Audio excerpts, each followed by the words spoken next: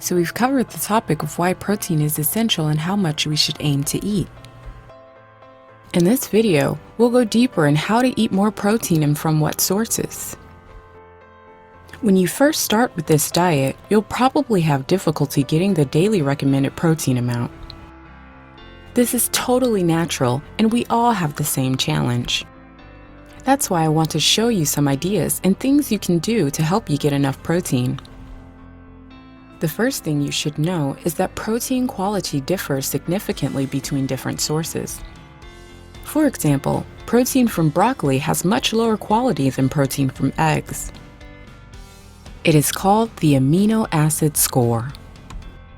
Basically, what it means is that the higher the score, the more beneficial amino acids the protein consists of are.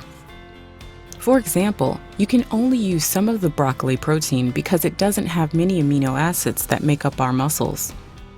Simultaneously, eggs, for example, have the complete coverage of amino acids in our body to use them for everything. But the amino acid score isn't all there is to it. We also have to consider what comes with the protein. There's never just lean protein in nature. For example, if we eat processed meats like sausages, we get processed fats and potentially harmful additives. As for eating salmon, we get pure protein with excellent quality omega fats. So the first thing you should learn is to fill your diet with higher amino acid score protein from quality sources. What are these? The best natural quality protein sources are fish and other water life like shrimp. Fish has unique omega-3 fatty acid content you'll get nowhere else and perfect protein quality. Crustaceans and eggs also perfect protein quality with lots of good fats and micronutrients. Chicken and other poultry, quality protein without too much extra fat. Low-fat dairy just because we can get the fat calories from much better sources like cottage cheese, curd, plain yogurt, and sometimes protein bars and drinks. Low-fat meat, also liver and other organs, same fat principle. Soy protein and some other plant-based high-quality protein. Also protein supplements, but we'll talk about those later. So the most significant portion of your protein should come from those sources. What other or secondary protein sources are there to fill your need? Nuts and seeds from which you will get a decent quality protein, but also fats, minerals, fibers, and other micronutrients. Legumes, lentils, and beans, oats, quinoa, and some other plants. So, knowing that, how do you get to eat this amount of protein?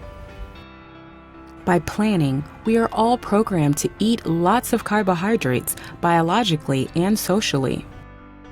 So we have to work to get the protein consumption up.